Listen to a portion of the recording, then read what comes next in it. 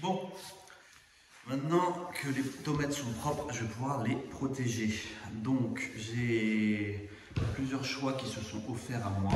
Le plus courant étant l'huile de lin pour voilà, venir protéger et un peu imperméabiliser le support pour que ce soit plus facile à l'entretien.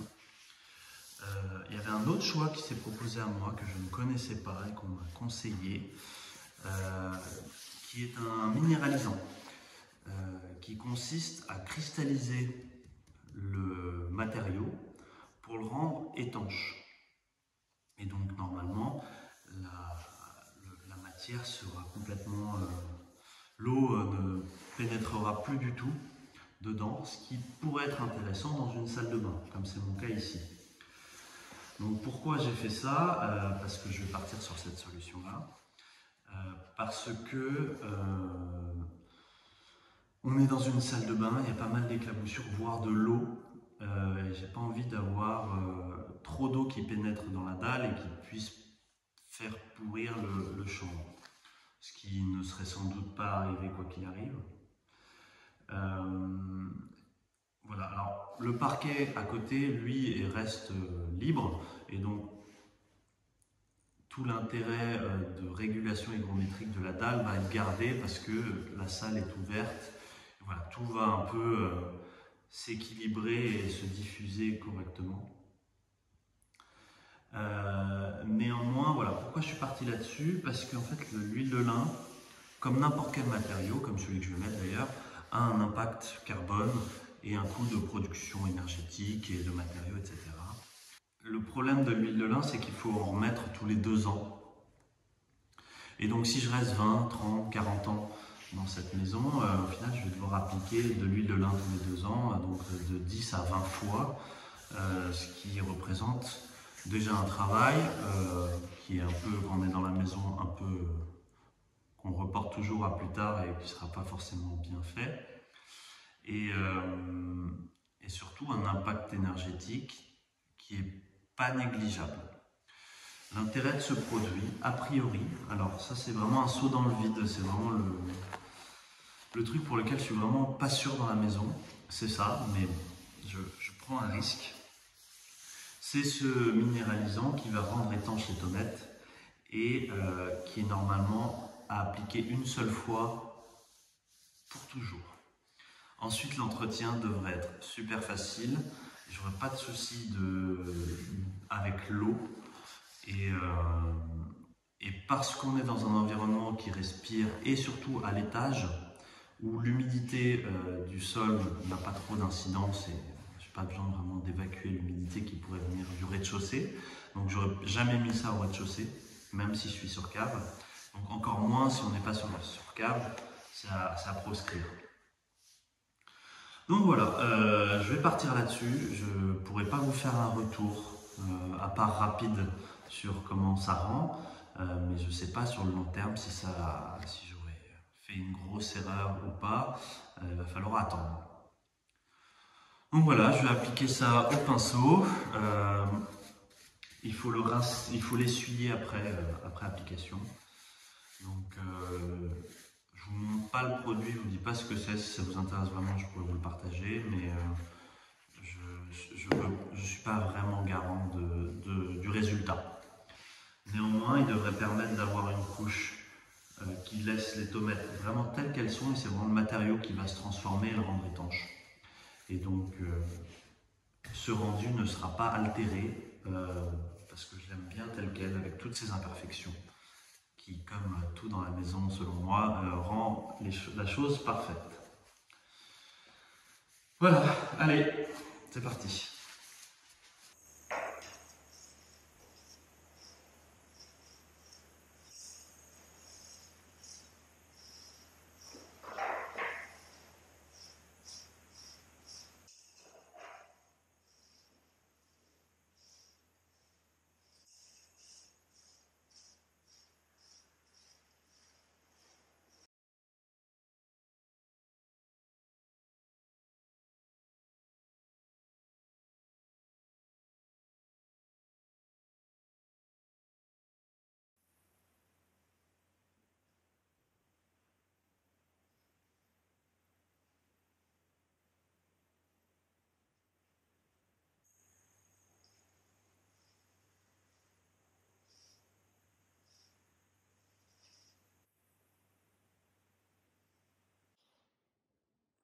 Là, j'ai pas encore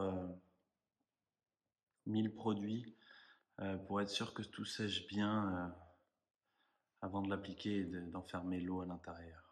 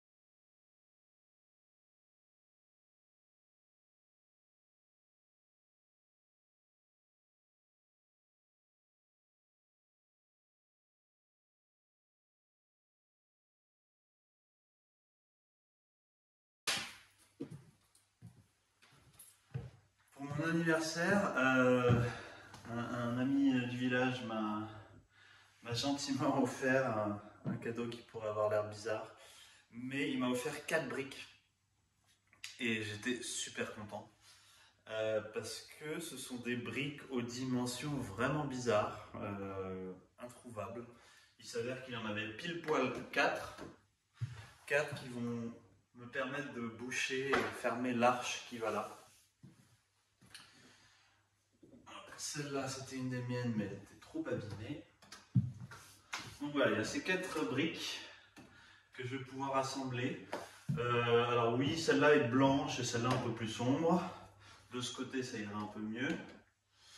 Mais je me dis que cette brique-là en clé de voûte, ça pourrait être sympa. Donc, je vais protéger. J'ai pas fini de poncer, ça tombe bien parce que j'ai un peu foutu du bordel. Je vais finir de creuser un peu les joints entre les briques, protéger et arroser pour que demain je puisse fermer ça.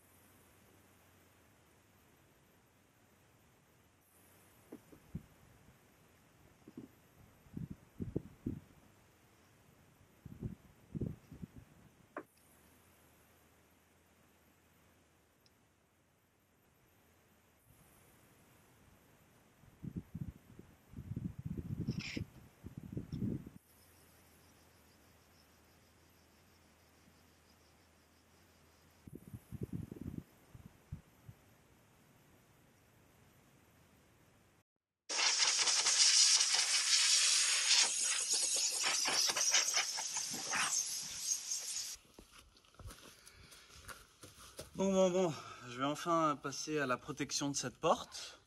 Donc cette protection, elle va passer par une couche de peinture. Après pas mal de recherches, bon, je savais que je voulais partir sur une peinture qui soit écologique, bien entendu, et plutôt naturelle. Et c'est le cas des peintures à l'ocre, à la farine de lin, des peintures à l'ocre, à la farine et à l'huile de lin. Donc, ce sont des peintures qui sont assez facilement réalisables à la maison et pas trop chères à réaliser, avec l'ajout de pigments pour obtenir presque toutes les couleurs que l'on veut. Néanmoins, moi je ne sentais pas trop de le faire tout seul. J'avais peur de mal gérer la couleur. Donc, après quelques recherches, je suis tombé sur cette marque de peinture qui s'appelle Mousse Fargue. Et je leur ai demandé si c'était possible d'avoir un produit pour peindre les volets et la porte et les fenêtres. Chose ils m'ont envoyé gratuitement pour en faire la promotion. Je suis pas un grand fan de la publicité de manière générale. Mais quand c'est un produit naturel, écologique et surtout que ça empêche d'utiliser des peintures qui ne le soient pas écologiques en remplacement, et bah ça me va bien. Donc je leur ai demandé s'ils pouvaient si je pouvais obtenir des réductions pour vous. C'est des choses qu'ils ne font pas, donc c'est assez rassurant dans le sens où, quoi qu'il arrive, pour tout le monde, qui que ce soit, le produit est au même prix. Et ça veut dire qu'il n'y a pas de surfabrication, ils fabriquent au juste coût et ne bradent pas, ne survendent pas. Plutôt fair play. Donc ils m'ont envoyé ce produit avec un pinceau et un savon pour nettoyer et dégraisser le bois avant de le peindre. J'ai voulu mettre la même couleur que j'avais déjà sur la maison. Alors celle-ci est un peu plus terne, mais ça va bien le faire aussi. Donc voilà, j'ai plus qu'à diluer avec un peu d'eau et à peindre. Il faut pas qu'il pleuve dans les 3 prochains jours. Donc là il pleut pas et il fait beau même pendant 10 jours, donc c'est parfait. Donc j'ai un peu poncé la porte. Je l'ai un peu dépoussiérée. Et puis maintenant je vais mélanger la peinture et l'appliquer. Ça se passe en 2 couches. Sur plusieurs semaines parce qu'il faut attendre bien que la première couche sèche vraiment bien. Donc on prend notre temps et normalement je devrais repasser une couche dans 2 ans puis dans 10 ans, sachant que à chaque fois que je devrais repeindre j'aurais juste à dépoussiérer, j'aurais pas à poncer, enlever la peinture, blablabla. Voilà, c'est un entretien qui est plutôt facile qu'un entretien classique de fenêtre où il faut tout poncer, remettre de l'après, reponcer, repeindre, blablabla. Voilà. Donc c'est aussi un des avantages de cette peinture. Il y a un peu plus d'entretien et encore, mais ensuite on est tranquille et c'est assez facile à entretenir. Et puis surtout ça fera respirer le bois et donc il ne pourrira pas comme ça a pu être le cas avec l'autre porte. Voilà, je vous mets les infos en description. C'est encore, comme toujours, faites-vous vos avis. Ne prenez pas ce que je dis comme vérité absolue. Néanmoins, je pense que le produit est vraiment pas mal. Et puis, faites vos recherches. Comme je vous l'ai dit, ça peut se fabriquer soi-même. Et si jamais vous n'avez pas envie de fabriquer, je pense que ça, c'est une bonne proposition d'un produit écologique.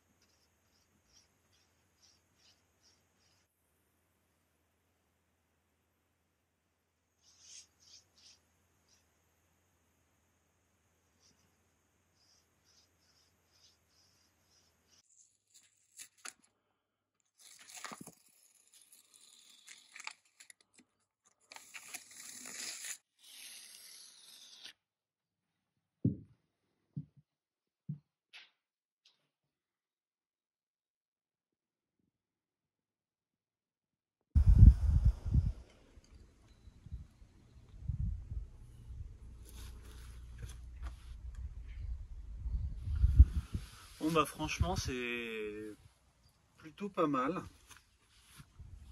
En séchant, la couleur se rapproche un peu plus de la couleur que je voulais, donc c'est vraiment bien. C'est ultra courant. J'ai vraiment utilisé une très petite quantité pour faire tout ça.